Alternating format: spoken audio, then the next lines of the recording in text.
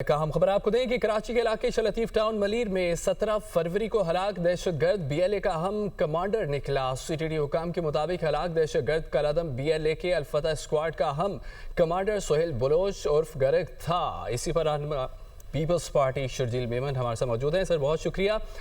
इस मुतालिक क्या कहेंगे? वो सोहेल बलोच उर्फ गरग फितनल हिंदुस्तान का बदनाम दहशतगर्द था, इस बारे में क्या कहेंगे?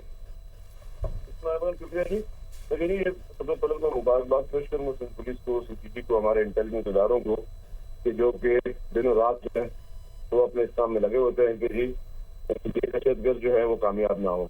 इसी तरीके से चंद दिन पहले भी एक गिरफ्तारी अमल में आई थी। उसी गिरफ्तार दहशतगर्द की निशानदेही पे पुलिस ने वहाँ पे रेड किया और वहाँ पे जिस तरीके से क्रॉस फायर हुआ और आपने देखा कि बदनाम जमाना दहशतगर्द, और ये वो सारे दहशतगर्द लोग हैं जो कि हिंदुस्तान के पेरोल पर और हिंदुस्तान के मकासद के लिए और उधर से ट्रेनिंग लेकर आते हैं और उनका मकसद है कि पाकिस्तान पर अटैक करें, पाकिस्तान को जो है वो कमजोर करें, पाकिस्तान को बदनाम करें ताकि जो है वो दुनिया में कोई गलत बात जाए।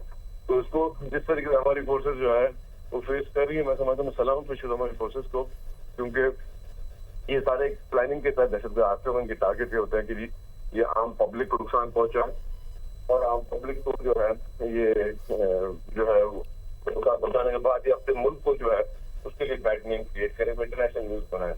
तो अल्हम्दुलिल्लाह बहुत आसान तरीके से जो है तो हमारी फोर्सेज ने इसको ऑपरेशन को कामयाब किया।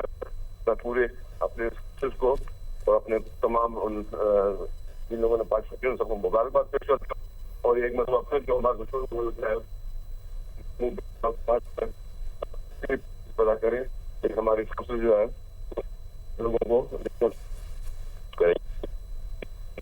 जी ठीक है। रहनुमा पीपल्स पार्टी शर्जील मेमन हमारे साथ थे। सर बहुत शुक्रिया आपका।